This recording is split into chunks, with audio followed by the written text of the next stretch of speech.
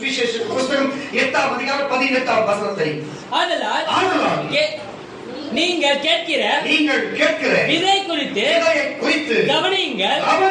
உள்ளவன் எவனோ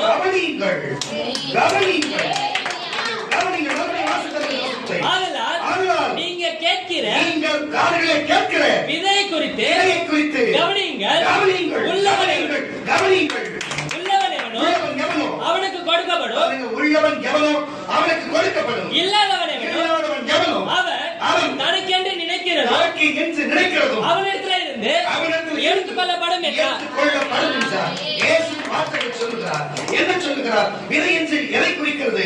விதை என்று எதை குறிக்கிறது? விதை என்றால் என்னவென்று அனைவருக்கு தெரிந்திருக்கும், சிலருக்கு தெரியாது கூட இருக்கும். விதை என்பது அவர் பேசுகிற வார்த்தைகள் புறப்படுகிற வசனமாக இருக்கிறது, இல்லை எழுதி வைத்த வசனமாக இருக்கிறது.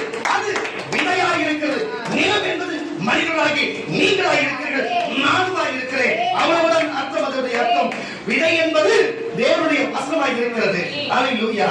அப்போ கவனிக்க வேண்டியது, அல்லேலூயா, நீங்கள் விசுவாசத்தோடு இருப்பது சொன்னார், நீங்கள் இயேசுவின் மேல் நம்பிக்கையோடு விசுவாசத்தோடு இருப்பது சொன்னார், நீங்கள் பரிசுத்தமாக இருப்பது சொன்னார், இல்லாதவர்களும் உங்களுக்கு இருக்கிறது கொடுக்கப்படும். உள்ளவனுக்கு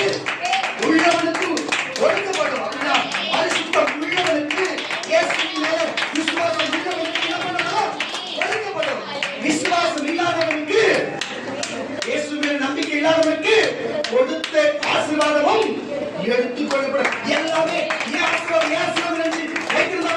ஏற்கப்படும். அதுபோலத்தான் தேவன் ஒரு பக்கம் வலது பக்கத்தில் பரிசுத்த ஆசீர்வாதத்தையும் ஒரு பக்கத்திலிருந்து அவர் கிருபையும் அவர் சத்தியத்தையும் கொடுத்திருக்கிறது. யார் நீங்கள் கவனம் இல்லாமல் இருந்திருக்கிறீர்களோ, யார் அதை ஏறத்தாழ எவ்வளவு சித்தாந்த நிறைய பேர் இருக்கிறீர்கள், அப்படியே ஏதோ சவடக்கார சங்கூதர் போல இருப்பீர்கள். அல்லேலூயா. நீர் உனக்கெல்லாம் உனக்குள்ளதிலிருந்து எடுக்கப்படும். அல்லேலூயா. அதை விசுவாசித்து கவனித்த நீங்கள்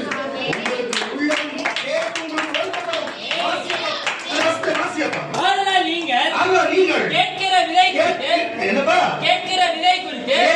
விதை குறித்து நீங்கள் இதை கவனிங்க. சொல்லுகிற பிரசங்கத்தையும் வாசனத்தையும் சொல்லுகிற ஒவ்வொரு வார்த்தையும் இன்னைக்கு வந்து நீங்கள் கவனியுங்கள். உள்ளவன் எவனோ அவனுக்கு கொடுக்கப்படும். கவனிக்கிறது எவனோ அவனுக்கு கொடுக்கப்படும். இல்லாதவன் எவனோ, கவனிக்காதவன் எவனோ அவன் தனக்கென்று நினைக்கிறதோ, எனக்கு எல்லாமே இருக்குது என்று நினைக்கிறதோ அவனிடத்திலிருந்து எடுத்துக்கொள்ளப்படும் என்றார்.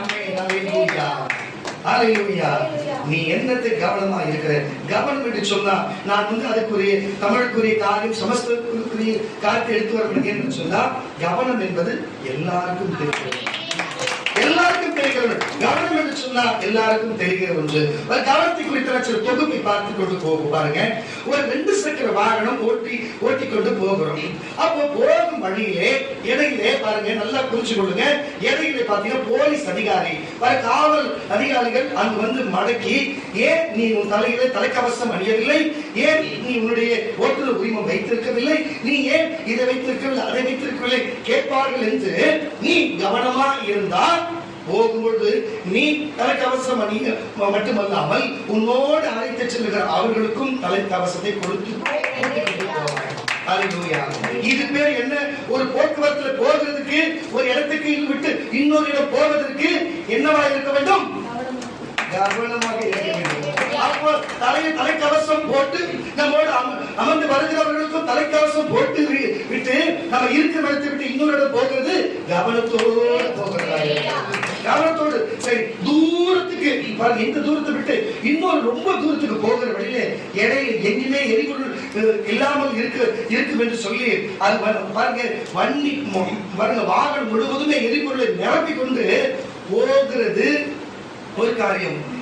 போகும் வழியிலே எரிபொருள் நிரப்பிக்கலாம் என்று சொல்லி போய் இடையிலே நடு காட்டிலே பாருங்க, அங்க இருக்கிற எரிபொருள் இருக்கிற கடைகளே அது விற்காமல் அந்த இடத்துல எங்கிட்ட எதுவுமே இல்லை என்று சொல்லும் பொழுது, ஐயோ இதை தாண்டி ஒரு 20-30 கிலோமீட்டர் எப்படி போவது, என் வாகனம் போவாது என்று நடு வழியில நிற்கிற சூழ்நிலை வருவதற்கு முன்பே அந்த வாகனத்திலே முழுமையாய் போட்டுக்கொண்டு அந்த எரிபொருளை நிரப்பிக் கொண்டு போகிறதுக்கு பெயரே கவனமாக இருக்கிறது. பேர் கவனமாக இருக்கிறது. நான் என்னை பார்த்திருப்பாங்க, ஒரு எப்பயும் பார்த்தா ஒரு காய் கலர் சட்டை, ஒரு வேஸ்ட் மாதிரி ஒரு கலர் வேஸ்ட் ஒன்று கட்டிக்கிட்டு கையில ஒரு பேக் மாதிரி ஒன்று வச்சிருப்பேன். எப்பயாவது எங்கன்னா போனோம்னா அதை எடுத்துட்டு போயிருப்பேன். நீங்க பார்த்துருப்பீங்க. வாகனம் ஓட்டும் பொழுது அப்படி இருப்பேன். ஆனா அது சில பேர் தொடர்ந்து பார்த்துட்டு இதுல ஒரு கவர் இருக்குது, ஒரு கர்ச்சிப்பு இருக்குது, ஒரு சின்ன நீட்டு தைலம் ஒன்று பழைய தைலம் ஒன்று இருக்குது, ஒரு பேப்பர் இருக்குது, ஒரு பெண் இருக்குது அப்படின்னு நல்லா புரிஞ்சுங்க. கேட்கணும் அப்படிதான் கேட்பாங்க. பாருங்க, கவர் நம்ம புறாக்கு தீனி வாங்கிட்டு ஒரு பிளாஸ்டிக் கவர் வந்து 2 வச்சிருப்போம் எப்பயுமே. ஏன்னா இப்ப இருக்கிற காலகட்டத்துக்கு எப்போ மழை பெய்யும் யாருக்கு தெரியும். அதனால திடீர்னு மழை வந்துன்னா போன் வச்சு அந்த கவர் போட்டு வச்சிருப்பேன். ஏன்னா கவர் நினைச்சோம் 2 கவர் போட்டு வச்சா போன் நினைக்காது. ஒரு குள்ளா வச்சிருப்பேன். எனக்கு கொஞ்சம் குளிர் காத்துல கூட தொட கட்டிக்க எனக்கு. நான் குளிர் வரும்போது இந்த காலத்துல நம்ம எதுவுமே நம்ப முடியல. அதனால ஒரு குள்ளா ஒன்று வச்சுக்கிறது. இதுக்கு பேர் என்ன? ஒரு ஓட்டுநர், பேருந்து ஓட்டுநர் ஒருவர் இருக்கிறாரு. பயணிகளை கூட்டிக் கொண்டு தூர தேசத்துக்கு போகிறாரு. இடையிலே அவருக்கு தூக்கமின்மையினாலே திடீரென தூக்கம் வந்தது என்று சொன்னா, இடையில விபத்தானா அங்க எத்தனை பேர் வருவார்கள்? அந்த எத்தனை பேருக்கு இவர்களை நம்பி எத்தனை குடும்பங்கள் இருக்கும்? அல்லேலூயா. அவர்கள் ஒரு சின்ன கவன குறைவு என்று சொன்னார். தூக்கம் வந்தார். ஒரு கவனக்குறைவு என்னும் தூக்கம் வந்தா அந்த வாகனத்தில் செல்கிறவர்கள் எல்லாருக்கும் என்ன நடக்கும்? விபத்துல என்ன வேணாலும் நடக்கலாம். அல்லேலூயா. ஒருவேளை அந்த ஓட்டுநர் ஒரு நாள் கவனத்தோடு செஞ்சா பயணிகள் எல்லாருமே பாருங்க அவர்கள் போய் சேர்ந்த இடத்துல சேருவார்கள். அல்லேலூயா. இந்த டிவி வழியா பார்க்கிற, இந்த யூடியூப் வழியா பார்க்கிற, பேஸ்புக்கின் வழியா பார்க்கிற கர்த்தருடைய மகனே, நீ ஒருவன் கவனம் இல்லாமல் இருக்கிறனாலே உன் ஊழியத்தில் பல பாடுகள் பட்டுக் கொண்டிருக்கிறாய். நீ பல பாடுகள் பட்டுக் கொண்டிருக்கிறாய். தயவு செய்து கவனமாயிரு. உன் வாழ்க்கையில கவனமாயிரு. நீ செய்யற காரியத்தில் கவனமாயிரு. அவன் என்ன பண்றான், இவன் என்ன பண்றான், என்னோட சின்னவனாக இவன் அதை பண்றான், இவன் இதை பண்றான்னு சொல்லி நீ இது மேல கவனமா இருக்காத. நீ என்ன செய்யணும், ஏது செய்யணும், உன் கருத்து வேலை என்ன, அதுக்கு கவனித்து அந்த வேலையை செய்யலாம். அப்பொழுதுதான் நீ கவனமா செய்தா உன்னை நம்பி கொடுத்த காரியங்களும் வேலைகளும் அது போய் சீராய் சேரும். அல்லேலூயா. உனக்கு கொடுத்த வேலைகள் கவனம் இல்லாமல் அடுத்தவனுக்கு கொடுத்த ஊழியத்தின் மேலும் அடுத்தவனுக்கு கொடுத்த வேலையின் மேல கவனமா இருந்தா சொல்லு, உன் வேலை கவனக்குறைவினாலே. பாருங்க, ஒருவர் ஏடிஎம்ல ஒரு காவலரை போடுகிறார்கள். ஒரு இரவு காவலரை போடுங்க ஏடிஎம்ல. அதுல பணம் எடுத்துக்கொண்டு எவ்வளவு திருடி கொண்டு ஓடிவிட்டான். அந்த இடத்துல ஒரு பெரிய அசம்பாவிதம் நடந்தது. அந்த நேரத்துல கவனக்குறைவாய் அந்த காவலில் இருந்தவன் தூங்கி விட்டான்னு சொன்னா அவனுக்கு ஒரு மாசம் போனஸ் கொடுத்து அவனை அந்த வேலை செய்தவனுக்கு இன்கிரிமெண்ட் கொடுப்பாங்கன்னா ஒரு கரணை தட்டி ஒரு பெரிய கரபட்சம் இருப்பாங்க. ஏன்னா தெளிவா தெரியுது, செல்பா வச்சு போனது அங்க எந்த வேலையும் கைட்டு வேலை கிடையாது, உட்கார்ந்துக்கிற வேலை தான். அந்த வேலையை 8 மணி நேரம் கரெக்டா செஞ்சா எவ்வளவு ஒருத்தர் வந்தா கூட ஏதோ முடியல சண்டை கண்ட போட்டு ஏதோ பண்ணா கூட அந்த கேமரால பார்த்து கூட ஐயோ இந்த ஆத்துல எவ்வளவு நம்ம ஏடிஎம் காப்பாத்தினாருன்னு சொல்லி ஒரு நல்ல பேர் சொல்லலாம். கவனக்குறைவோடு தூங்கி இருந்தா பணமும் போகும், வேலையும் போகும், அதுக்கப்புறம் வேற எந்த இடத்துல வேலையும் சேர்க்க மாட்டாங்க. உங்களை பார்த்து சொல்லுகிறேன், அல்லேலூயா. வந்திருக்கிற நீங்கள் அநேகர் ஊழியத்திலே கவனக்குறைவாய் இருக்கிறீர்கள். உங்களுடைய வேலை ஸ்தலத்திலே நீங்கள் அநேகர் கவனக்குறைவாய் இருக்கிறீர்கள். தேவனை வழிபடுவதிலே கவனக்குறைவாய் இருக்கிறீர்கள். தேவனை தேடுவதிலே நீங்கள் கவனக்குறைவாய் இருக்கிறீர்கள். வசனத்தை வாசிப்பதிலே நீங்கள் கவனக்குறைவாய் இருக்கிறீர்கள். சுவிசேஷம் சொல்லுவதிலே நீங்கள் கவனக்குறைவாய் இருக்கிறீர்கள். எல்லாத்தையும் இப்பொழுது வார்த்தை கேட்டுக் கொண்டிருக்கிற ஆரத்தூக்கத்தில் இருக்கிற ஆரத்தூக்கமே நீ கவனக்குறைவாய் இருக்கிற. அல்லேலூயா. தயவு செய்து நீங்கள் தெளிவாயிருங்கள், கவனத்தோடு இருங்கள். கவனம் இல்லாமல் இருந்தால் பாருங்க, கொடை எடுத்துக்கொண்டு போகாமல் நீங்கள் உடம்பு சரியில்லாத போகும் பொழுது மழை வந்தா புரிந்து கொள்ளுங்க. கவனத்தோடு கொடை எடுத்துக்கொண்டு போனார். புரிந்து கொள்ளுங்க கர்த்தருடைய பிள்ளைகளே. அப்ப கவனம் என்று சொன்னா என்னவென்று உங்களுக்கு புரிந்திருக்கும் நினைக்கிறேன். ஏன் சொல்லுகிறேன்? முதலாவது இயேசு சொல்லுகிறது என்ன சொன்னா, நீங்கள் இந்த வேத வசனத்தையும் வார்த்தையும் கவனிங்கள் என்று சொல்லுகிறார். நீங்கள் கவனிங்கள் என்று சொல்லுகிறார். அவர் சொல்லுகிறாரு, நீங்கள் கவனிக்கிற பிள்ளைகள், நீங்க வந்தவங்க அவருடைய வசனத்தை வார்த்தை கவனிக்கணும்னா, நீ ஆண் பிள்ளையா இருந்தா அவருடைய வயசுல பெரிய சின்னவனா இருந்தா தம்பி, பெரியவளா அண்ணன் புரியுதா? நீங்க அவரோட வயசுல பெரியவளா இருந்தா சகோதரி சின்னவளா இருந்தா அவருக்கு அம்மா இல்லனா அக்கா இல்லனா தங்கச்சி. புரியுதா? ஹalleluya. வாசிய பாத வசனத்தை தொடர்ந்து. ஆதலால் நீங்கள் கேட்கிற விதைகளை கவனியுங்கள். உள்ளவன் எவனோ அவனுக்கு கொடுக்கப்படும். இல்லாதவன் எவனோ பாருங்க, புரியுது? கவனம் இல்லாதவன் எவனோ தனக்கென்று நினைக்கிறதை அவனிடத்திலிருந்து எடுத்துக்கொள்ளப்படும் என்றார். அப்பொழுது அவருடைய தாயார் நல்லா கேட்டுங்க. இந்த மாதிரி பிரசங்கித்து இருக்கிற வேலையே, இந்த இயேசு இந்த மாதிரி பிரசங்கித்து இருக்கிற வேலையிலே அதுக்கு வெளியே வந்து தாயும் சகோதரரும் வந்து இயேசுவை பார்க்க வேண்டும். நம்முடைய பக்கத்துல எப்படி விக்கி அமர்ந்திருக்கிறானோ அது போல விக்கி இருக்கு. அவர்கிட்ட நாங்க பேசுறது சொல்லும் பொழுது இதோ அவன் வந்து நீங்க சொல்லுகிறது போல சொல்லுகிறான். அன்னைக்கு கீழே இயேசு சொல்லுகிறார், என் வார்த்தையும் என் வசனத்தையும் யார் கேட்கிறானோ அவர் என் சகோதரன், அவன் தாய் என்று சொல்லுகிறேன். இந்த வசனத்தின் மேல இந்த விதையின் மேல நீங்கள் கவனமாக இருக்க வேண்டும் என்று நான் இயேசு சொல்லுகிறார். வாசி விட்டதிலிருந்து அவருடைய தாயாரோ சகோதரரோ அவரிடத்திலே வந்தார்கள். ஜனங்கள் கூட்டத்தினாலே அவர் அண்டையிலே அவர்கள் சேரக்கூடாது இருந்தது. போக முடியாது இருந்தது. அப்பொழுது உம்முடைய தாயாரோ உம்முடைய சகோதரரோ உம்மை பார்க்க வேண்டும் என்று வெளியே நிற்கிறார்கள் என்று அவருக்கு அறிவித்தார்கள். அவர்களுக்கு வந்து சொன்னார்கள். அதற்கு இயேசு சொன்னார், தேவனுடைய வசனத்தை கேட்டு அதன்படி செய்கிறார்கள். அதன்படி இந்த வசனம் இப்போ பிரசங்கித்துக் கொண்டிருக்கிற சொல்லுகிற தீர்க்கதரிசன வார்த்தையும் இந்த ஞானத்தை பேசுகிற 66 புத்தகத்தையும் அதன்படி சொல்லி கேட்டு அதன்படி நடந்து கொள்ளுகிறவரை எனக்கு தாயும்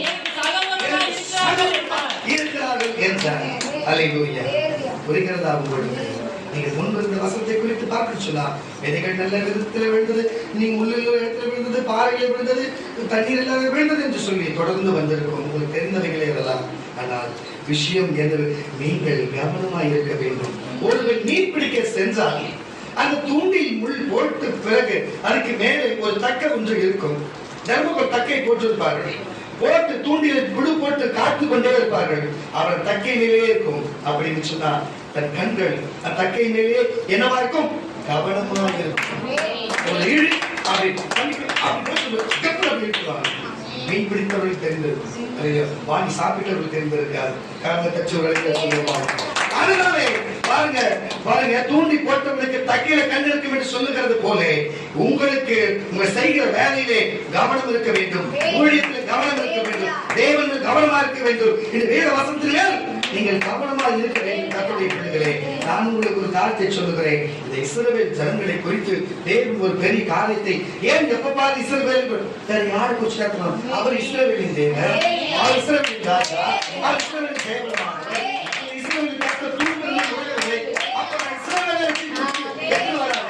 நான் போய் சவுதி அரேபியா வச்சு எடுத்து வரதா சொன்ன, அமெரிக்கா வச்சு எடுத்து வரதா? அதை நிறைய பேர் சொல்லுவாங்க, அப்பா பாரு சும்மா இஸ்ரவேல் என் தேவன் இஸ்ரவேலின் தேவன், அவர் இஸ்ரவேலின் தேவனானவரா, தேவனை கர்த்தர், அவர் சேனைகளின் கர்த்தர், அதான் இஸ்ரவேலில் இருக்கிறேன். அல்லேலூயா. நீங்கள் ஆவிக்குரிய இஸ்ரவேலர்கள், அவர் மாம்சத்துக்குரிய இஸ்ரவேலர்கள். அவருக்கு தான் வித்தியாசம். என்ன சம்பவம் நடந்ததுன்னு சொன்னா, இஸ்ரவேலர்கள் எல்லாருமே எகிப்திலே அடிமைத்தனை 430 ஆண்டுகள் அடிமைத்தனத்தில் இருந்தார்கள் என்று உங்களுக்கு தெரிஞ்சவர்களே. அவர்கள் அடிமைத்தனையா இருந்து அங்கிருந்து மோசேயின் தீர்க்கதரிசியை கொண்டு கானான் தேசத்துக்கு கொண்டு போக வேண்டும் என்று, பாவம் தேடும் பொழுது கானான் தேசம் கொண்டு போக வேண்டும் என்று தேவன் அவர்களை அனுப்பி அங்கிருக்கிறது அவர்கள் எல்லாருமே வனாந்தரத்திலே 40 ஆண்டுகளாய் அங்கிருந்து நடத்தியே கொண்டு வந்தார். நடத்தி வந்து கொண்டிருக்கிற வேலையிலே இடையே பல எதிரிகள் வந்தார்கள். பார்வோனுடைய எதிரிகள் வந்தார்கள். தேவன் அவர்கள் வீட்டுக்கு சென்றார். அங்கு ஊர் மக்கள், பல தேசத்து மக்கள் இவள் புறப்பட்டு வரும் பொழுது எதிர்த்து நின்றார்கள். அவர்களின் தேவன் அங்கிருக்கிற ஜனங்களை கொண்டே என்ன பண்ணார்? வீழ்த்தி ஒன்றுமில்லாத செய்தார். இடையிலே என்ன நடந்தது சொன்னார்? தேவன் அவர்கள் மேலே கவனமாக இருந்தார். முன் பிதாக்கள் போல இவர்கள் என்னே கவனமாக இருக்கிறார்களா? மோசே கொடுத்த நியாய பிரமாணத்தையும் கற்பனை கட்டளையின் மேலே இவர்கள் வந்து கவனமாக இருக்கிறார்கள் என்று தேவனாகி கர்த்தர் அப்படி அதை யோசனை பண்ணி பார்க்கிறார். அதனால என்ன செய்யறேன்னு தெரியும் சொன்னா, இவர்களுக்கு நம்ம எல்லா வெளிவாசலும் திறந்துட்டோம், எல்லா சத்துருக்களையும் நிர்மூலமாக்கி போட்டோம். இவன் இவன் இப்படியே விட்டா அவன் என்ன செய்யறான், நம்ம என்ன பண்ணுவோம்னா சில சத்துருக்களை நம்ம விட்டுடுவோம். சில சத்துருக்களை விட்டுட்டா அந்த சத்துருக்கிட்ட வந்து போராடுகிற சூழ்நிலை வரும். ஒருவேளை போராடி அவன் ஜெயித்து விடுகிறானா, இல்லை அவனிடத்துல போய் ஊழக்குமுடு போட்டு அவன் காலில் விழுந்து அவனுக்கு இவன் அடிமை ஆகிறானா, இல்லை அவனை அடித்து இவன் அடிமை ஆகுகிறானா, என்ன செய்ய வேண்டும், என்ன செய்வான் என்று தேவன் இவர்களை கவனித்து பார்க்கிறார். முன் பிதாக்கள் எப்படி எல்லாரும் வீழ்த்தி தேவனுடைய வார்த்தைக்கு கீழ்ப்படிந்து வார்த்தை வசனத்தின் ஞாபகம் கீழ்ப்படிந்து முன்னோக்கி போனது போல போவார்களா, இவர்களை பின்னோக்கி போவார்களா என்று தேவன் அவர்களை அவர் கண்களால் கவனித்துக் கொண்டிருந்தார். என்ன நடந்தது என்னவென்று வேத வசனத்தில் வாசிப்பார். அவர் என்ன ஜெயித்திருப்பார்களா, தேவனுக்கு முன்பு இல்லை தோற்று போயிருப்பார்களா? ஆனா அது போலத்தான் இன்றைக்கு உங்கள் வாழ்க்கையில் இருக்கிறது, உங்கள் வாழ்க்கையில் இருக்கிறது. வாசிக்க கேட்கலாம். நியாயாதிபதிகளின் புஸ்தகம், நியாயாதிபதிகள் புஸ்தகம் 2ஆம் அதிகாரம் 22ஆம் வசனம். நியாயாதிபதிகள் புஸ்தகம் 2ஆம் அதிகாரம் 22ஆம் வசனத்தை வாசிக்க கேட்கலாம்.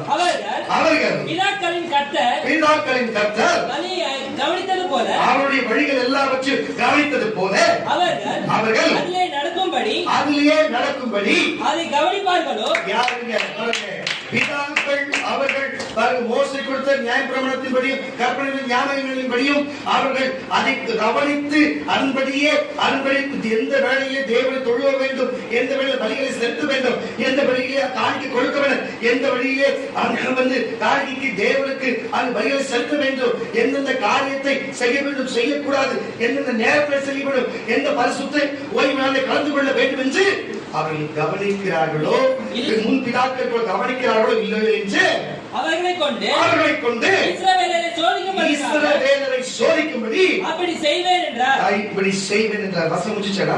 அதற்காக கர்த்தர் அந்த ஜாதிகளை நல்ல கேட்டுங்க, புரியுதா என்ன சொல்றா? அங்க வந்து இவங்க முன் பிதாக்கள் போல கண்ணியமா இருந்தாங்களா, இல்ல தேவன் சொன்ன வார்த்தையை விட்டு விலகி போறான்னு சொல்லிட்டு சில சத்துருக்கள் பாருங்க. எப்படின்னா கானானியர்கள், அங்க இருக்கிற பெலிஸ்தியர்கள், இப்ப நம்ம கேள்விப்பட்டல, நம்ம தாவீது காலத்துல கானானியர்கள் பெலிஸ்தியர்கள் இதை கேள்விப்பட்டல. இதுக்கு முன்னாடி இருந்த எல்லாரும் சத்துருக்களை இஸ்ரவேலர்கள் அந்த எகிப்தில் வந்து அழிச்சிட்டாரு. ஆனா இவர்கள் ஒரு 5-6 குழுக்களை மட்டும் விட்டு அவங்களுக்கு இன்னைக்கும் பாலஸ்தீனர்கள் காசால இருக்கிறவங்க, அங்க இருக்கிற பக்க சூடான்ல இருக்கிறவங்க, அது பக்கத்துல இன்றைக்கும் இருக்கிற அந்த சுற்றுப்புற அரபு தேசங்கள் முழுவதும் இஸ்ரவேலுக்கு இன்றைக்கு விரோதமாக இருக்கிறது. தேவன் அனுமதித்தது. புரிகிறதா? ஒவ்வொரு காலத்துக்கும் இவர் தேவனை விட்டு பின்மாற்றமாய் போகும்போது இவர்கள் அடிமையாவார்கள். எப்பொழுதும் தேவனுக்கு நேராய் ஓடும்போது அவர்கள் இவர்களை விட்டு ஓடி போவார்கள். புரிந்திருந்தா? விட்டல் வாசித்தம்பி. அதற்காக கர்த்தர் அந்த ஜாதிகளை யோசுவாவின் கையிலே ஒப்பு கொடுக்காமல், நல்லா யோசுவா எல்லாத்தையும் அடிச்சு ஓட விட்டது. ஆனா ஒப்பு கொடுக்காமல் அவைகளை சீக்கிரமாய் துரத்தி விடாமலும், அந்த இடத்தை விட்டு சீக்கிரமாய் துரத்தி விடாமலும் விட்டு வைத்தார். ஏன்னா இவர்கள் இஸ்ரவேல் கவனமா இருக்கிறார்களா? இஸ்ரவேல் கவனமா இருக்கிறான்னு சொல்லி முடிச்ச வசனம். அதுக்கு அடுத்த அதிகாரத்துல 1-2 வாசி. கானான் தேசத்திலே நடந்த சகல யுத்தங்களையும், நல்லா கேட்டுங்க, கானான் தேசத்திலே நடந்த சகல யுத்தங்களையும் அறியாதிருந்த இஸ்ரவேலர்களாகிய அனைவரையும் சோதிப்பதற்காகவும், புரிஞ்சுச்சா? இப்போ அவர்களை சோதிக்கும்படி அவர்கள் தேவனுடைய வசனத்தின் வார்த்தையின் மேலும் அவர் கொடுக்கப்பட்ட சொந்த தீர்க்கதரிசியாகிய யோசுவா மேலும் அங்க இருக்கிற மோசே மேலும் காலேபின் மேலும் அவர் சொன்ன வார்த்தையின் மேலும் இவர்கள் கவனமா இருக்கிறார்களா இல்லையா என்று சோதிக்கும்படி இஸ்ரவேல் புத்திரருக்கு சந்ததியாரும் அதற்கு முன் யுத்தம் செய்த அறியாதவர்களும் அவைகளை அறியும்படி அனுப்பிவிப்பதற்காகவும் கர்த்தர் விட்டு வைத்த ஜாதிகள் யார் என்றால் எலிசரில் 5 அதிபதிகளும் சகல கானானியரும் சீதோனியரும் பாகால் எமோன் துவங்கி ஆமானுக்குள் பிரவேசிக்கும் வரைக்கும் இவோனின் மலைகளிலே குடியேறுகிற ஏவியருமே கர்த்தர் மோசை கொண்டு நாங்கள் பிதாக்களுக்கு விதித்த கற்பனைகளுக்கு இஸ்ரவேல் கீழ் படிவார்களோ என்று இந்த புஸ்தகத்துல கொடுக்கப்பட்டது போல மோசே கொடுக்கப்பட்ட புஸ்தகத்திலே தேவன் சொன்ன வார்த்தைக்கு அவர்கள் கீழ்ப்படிவார்களோ இல்லையோ என்று அறியும்படி இஸ்ரவேலருக்கு அவர்களாலே சோதிப்பதற்காக அவர்கள் விடப்பட்டிருந்தார்கள். இன்றைக்கு நான் சொல்லுகிறேன், வந்திருக்கிற நீங்கள் பல தீய பழக்கத்திலிருந்து, ஒருவேளை நீங்கள் வேற சமுதாயத்திலிருந்து வந்தவர்களா இருக்கலாம், வேற சமூகத்திலிருந்து வந்தவர்களா இருக்கலாம், இயேசுவை ஏற்றுக்கொண்டவர்களா இருக்கலாம். உன் வாழ்க்கையில நீ ஏற்கனவே போதை பழக்கமாக இருந்திருக்கலாம், ஏற்கனவே பல தவிர்த்தும் கொஞ்சம் தீய காரியங்களுக்கு எதுவென வைத்துக்கொள்ளலாம் நீ செய்தவர்களா இருக்கலாம். இன்றைக்கு நீ அதை செய்யாதவர்களா இருக்கலாம். உனக்கு விரோதமா இருக்கிற எத்தனையோ சத்துருக்களை பூமியில் இல்லாதபடி தேவன் செய்திருக்கலாம். எத்தனை பேர் எல்லை இல்லாதபடி தேவன் உங்களை துரத்தி இருக்கலாம். ஆனால் ஒரு சில நேரத்தில் மட்டும் நான் எவ்வளவோ ஜெபம் பண்றேன், இந்த குடும்பம் மட்டும் போகவே மாட்டேங்குதுப்பா, இதை விட பெரிய பெரிய ஆளா செத்தாப்பா, பெரிய பல ஊரை விட்டு ஓட்டாப்பா, ஆனா இந்த குடும்பம் மட்டும் நமக்கு இருக்குதுப்பா என்று சொன்னா புரிந்து கொள்ளுங்க. பார்ப்பா, இந்த குடும்பம் மட்டும் இருக்கிறதுப்பா, இந்த ஆட்கள் மட்டும் தொடர்பு கொடுக்குறாப்பா, வேற சேர்த்துல எல்லாரும் போயிட்டாப்பா, ஒவ்வொருத்தி தான் இருக்கிறான், ஒருத்தன் தான் இருக்கிறான் என்று எண்ணுகிறவளும் உண்டு. அல்லேலூயா. எதுக்கு தெரியுமா மகளே, மகனே, எதுக்கு தெரியுமா? நீ எல்லாத்தையும் விட்டு கருத்து பரிசுத்தமாக்கி நடத்தாலும், எல்லாத்தையும் வீட்டு உன்னை வல்லமையா நடத்தி இருந்தாலும், சகோதரா சகோதரியே, உன் வேலை ஸ்தலத்திலும் சரி, உன் குடும்பத்திலும் சரி, அக்கம் பக்கத்திலும் சரி, ஏதாவது பாரு, எனக்கு மனக்குழப்பம் மட்டும் வருது, ஆனா ஜெபம் பண்ணா சரியாயிடுது, எனக்கு சரித்திர சில உபாதைகள் வருது, ஜெபம் பண்ணா சரியாயிடுது, ஆனா அதுக்கு முன்னாடி இந்த எல்லாமே எனக்கு மாறிச்சுப்பா, நான் நல்லா இருக்கிறப்பா, ஆனா இது மட்டும் வந்து போத்துட்டு சொன்னா சில தலைவீனங்களா இருக்கலாம், சில சத்துருக்களா இருக்கலாம். என் மகன் ஒருத்தி மட்டும் அழகியா அழகியான்னு சொல்றாரு, மற்றவங்க சைலண்டா இருக்க. அப்ப நீங்க எல்லாம் உங்களுக்கு சத்துரு இல்லாத நல்லபடியா இருக்கீங்க. நான் வேணா ரெண்டு சத்துரு நீங்க இசைப்பட்டு ரெக்கமெண்ட் பண்ணி கேட்டாருட்டா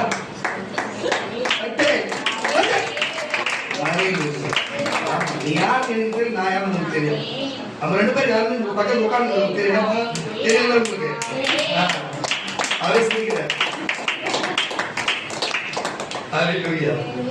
எதுக்கு இதை சொல்லுகிறது சொன்னா, ஏன் இதை சொல்லுகிறது சொன்னா, அதை அனுப்பினது. அல்லேலூயா. அங்க அவர்கள் மோசேயுடைய வார்த்தை கேட்டு நடப்பார்களோ, மூதாதையர்கள் சொன்னபடி நடப்பார்களோ என்று தேவன் அனுமதித்தார். இறுதியில் யார் ஜெயிக்கிறது? இஸ்ரவேல் தான் ஜெயிப்பார். உத்தமம் உள்ள பரிசுத்த இஸ்ரவேல். அல்லேலூயா. இன்றைக்கு உனக்கு மேற்கு சொன்னா பாருங்க, கிறிஸ்தவன் எல்லாம் ஜெயிக்க மாட்டான். எப்படி? கிறிஸ்தவன் எல்லாம் ஜெயிக்க மாட்டான். கிறிஸ்தவன் போல ஜோக்குடுற எவரும் ஜெயிக்க மாட்டான். அல்லேலூயா. இயேசுவை ஏற்றுக்கொண்டேன், அவர் நம்பிக்கையாக இருக்கிறார், அவர் நம்பிக்கையாக இருக்கிறார், அவர் கொடுத்த இந்த வசனத்தில் கவனமாக இருக்கிறார், சபைக்கு வருகிறது கவனமாக இருக்கிறார், கவனமாக இருக்கிறார், அவன் ஜெயிப்பான், அவன் ஜெயிக்கிறவங்க. அப்படி நீ பாருங்க, நோயை பார்த்து பின்மாற்றமாய் போய்விடுகிறாயா? இல்ல உனக்கு இருக்கிற சத்துரு எல்லாரும் போயிட்டா, இவனுக்கு நான் ஜெபம் பண்றேன் போவே பார்த்தா என்று இந்த ஜெபம் கேட்கிறப்ப இயேசு என்னை விட்டு போயிட்டார் என்று நீ இயேசு விட்டு போயிடுறியா? இல்ல எது வந்தாலும் இயேசு என்னோட இருப்பார் என்று எப்படி அந்த சத்துருவை ஜெயிக்க போற புரிந்து கொள்கிறார்கள். சிலருக்கு வருகிற காலம் எல்லாம் அவர்கள் மூதாதையர்கள் செய்த பாவம்.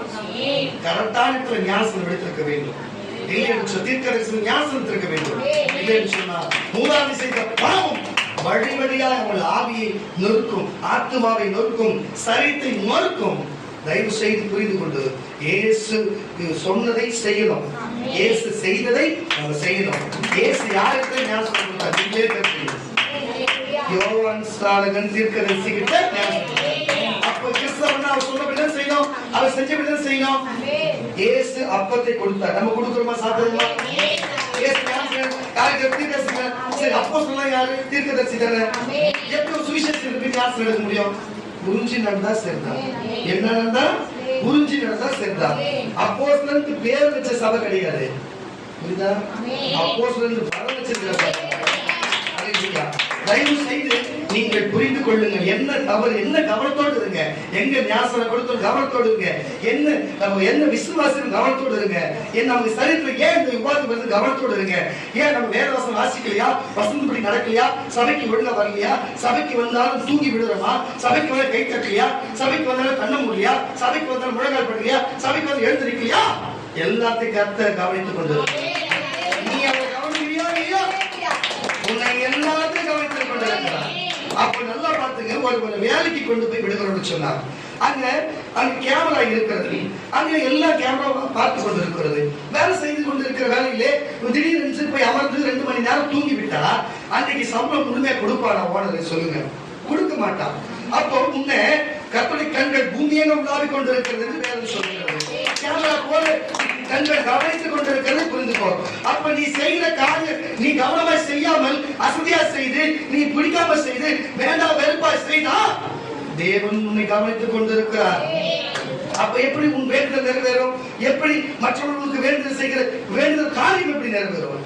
தயவு செய்து புரிந்து என்னவா இருக்கிறீங்க கவனமா இருந்தா இல்ல பாதி டைம் உன் டைம் முடிஞ்சிச்சு இப்ப கிளம்பிடு. உன் டைம் முடிய போதும் நீ கிளம்ப போற. அல்லேலூயா அல்லேலூயா. நீ இன்னும் கொஞ்ச நேரம் கிளம்பிடுவ. வெயில் ஏறல. அல்லேலூயா. வெயில் ஏற ஏற நீ கிளம்பி போய்கிட்டே இருப்ப. அல்லேலூயா. நான் சொல்லும் பொழுது என் வார்த்தையின்படி நீ கவனித்து என் வார்த்தையின்படி கீழ்ப்படிந்து வாழ்வென்று சொன்னால் உன் வாழ்க்கையை புதிதாக்குவேன். உன் சட்டத்தை புதிதாக்குவேன். உன் சூழ்நிலை புதிதாக்குவேன். நான் மாறாத தெய்வம். இதுவரை நான் பேசிக் கொண்டிருக்கிறேன்.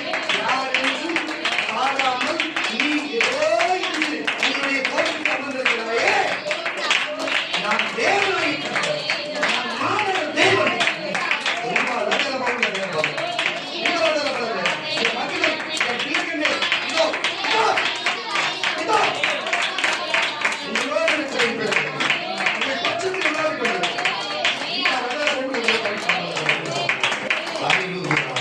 வாசிக்க கேட்கலாம்.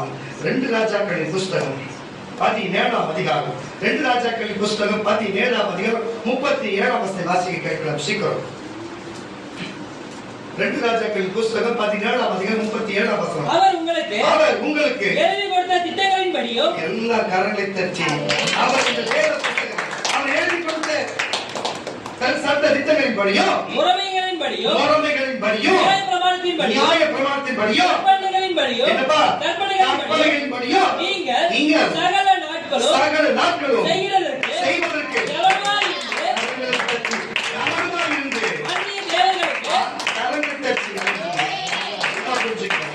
பாருங்க. இங்க எலியா தீர்க்கதரிசி கொண்டு அங்க இருக்கிற ஜனங்களுக்கு அவர் சொல்லுகிறார். என்ன சொல்லுகிறாரு பாருங்க. எப்பா நீ மோசை கொடுத்தா, நியாய பிரமாணத்தை கொடுத்தா, அங்க இருக்கிற உடன்படிக்கைகளை கொடுத்தா, அங்க இருக்கிற உபச்சட்டங்களை கொடுத்தா, சட்ட திட்டங்களை கொடுத்தா, சிறர்களாகி நீங்கள் என்ன செய்து சொன்னா தயவு செய்து நீங்கள் எல்லாரும் போய் நீங்கள் புறஜாதி மக்களோட கலந்துருக்கீங்க. புறஜாதி மக்களோட ஐக்கியமா இருக்கிறீங்க. நீங்கள் பாருங்க அவங்க உங்க கூட சேரக்கூடாது. நீங்க அவங்களோட சேருங்க. அவங்க உங்க கூட சேரக்கூடாது. நீங்க எல்லாத்தையும் அவங்களுக்கு கத்துக்கணும். அவங்க வழிபடுகிற தேவர்கள் போல வழிபடாதீங்க. அவர்கள் தேவர்களை வழிபடாதீங்க. நீ பாருங்க திக்கற்றவனும் அனாதை போல நீ எங்கிருந்தாய்? நீ பரதேசியை போல எகிப்து அடிமையாய் இருந்த பொழுது உன்னை அழைத்து வந்த தேவனை மறவாத. அது போல குடிச்சுக்கின்னு கெஞ்சாடிச்சுக்கின்னு பாவ வாழ்க்கையில சிற்றின்பத்தில் இருந்து பாருங்க குடும்ப வாழ்க்கையில இது பாருங்க நம்ம கெட்டு நொந்து பாவத்தில் இருந்த உங்களை அதிலிருந்து கர்த்தர் மீட்டு இன்றைக்கு புத்திர சுவிகாரத்தின் ஆவி கொடுத்து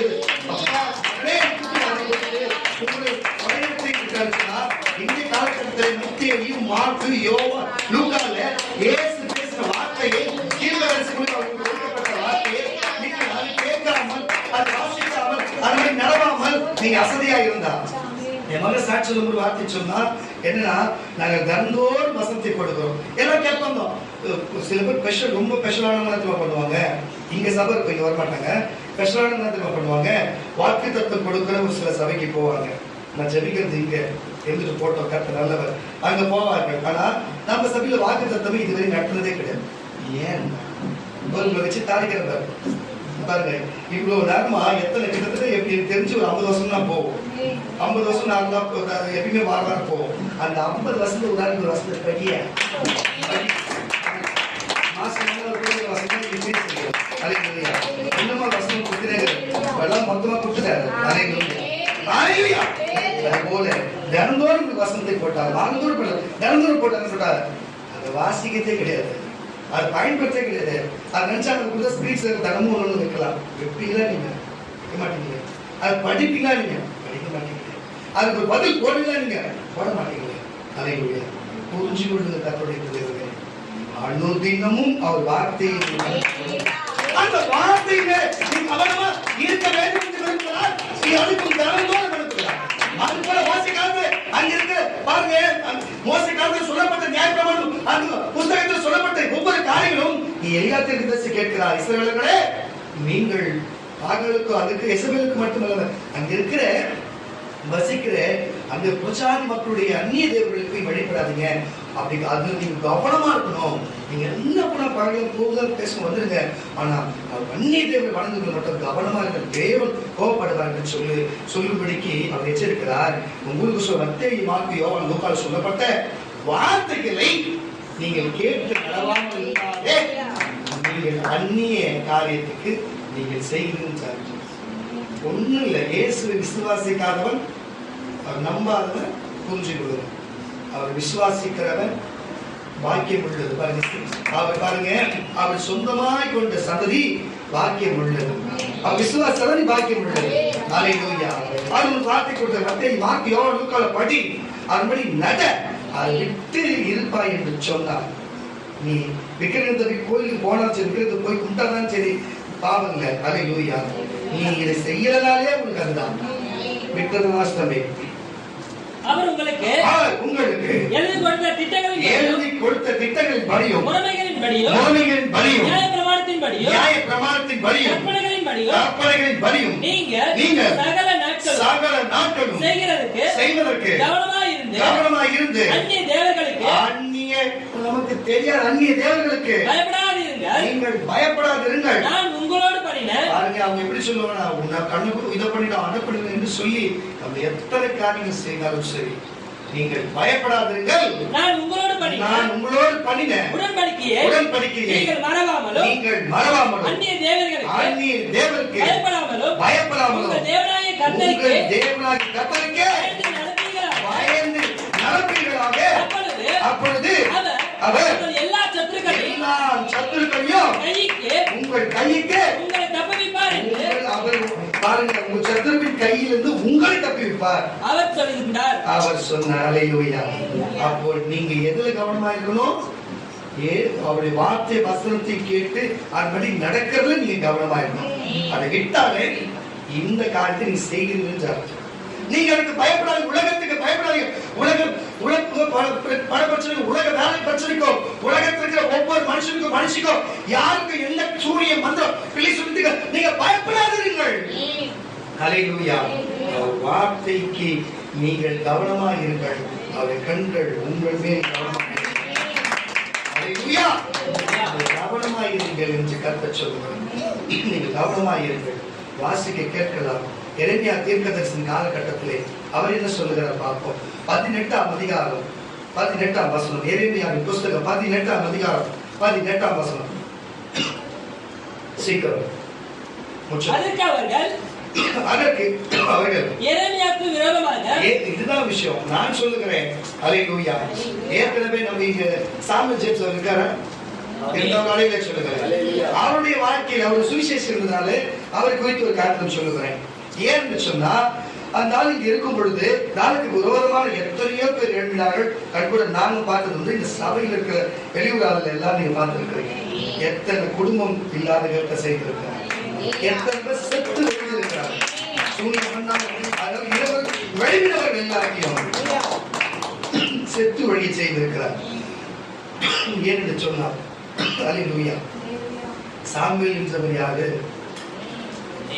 ஜேம்ஸ் என்றது யாரு? அல்லேலூயா. ஜேம்ஸ் என்றது ஒரு அப்போஸ்தலன். சாமுவேல் என்றது யாரு? ஒரு தீர்க்கதரிசி. ஒரு தீர்க்கதரிசி நாவை அறுக்க முடியுமா? தீர்க்கதரிசியை கொன்று போட எளிதாய் ஜெயபுர சித்தர்களை கொன்று போட முடியுமா? அது போல கொன்று போட ஜேம்ஸை கொன்று போட அநேக வகை தேடினார். அல்லேலூயா. அது அவருக்கும் தெரியும், எல்லாருக்கும் தெரியும்.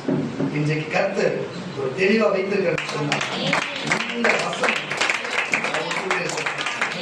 இந்த சுவிசேஷ ஊழியர்கள் அவர் கவனமாக இருக்கிறார். தீர்க்கதரிசிகள் கவனமாக இருக்கிறார். அந்த அவரை உண்டாக்கின்ற அந்த சந்த சராசரனையும் ஆளுகிற இந்த இயேசு கிறிஸ்துவின் மேல் அவர் கவனமாக இருக்கிறதுனால தேவனுடைய கண்கள் அவர் மேல் கவனமாக. அதுபோல எரேமியா தீர்க்கதரிசி காலகட்டத்திலே அவர் தேவனுக்காக தீர்க்கதரிசனம் சொல்லி சொல்லி சுற்றி திரிந்து வரும்பொழுது அங்க இருக்கிற பெரிய பெரிய ஆட்கள், அங்க இருக்கிற பொதுமக்கள் என்ன செய்ய நினைத்தார்கள் சொன்னா, இவர் ஒண்ணு சொன்னா நடந்துவிடும், இவர் ஒண்ணு சொன்னா பலித்துவிடும் என்று தெரியும்.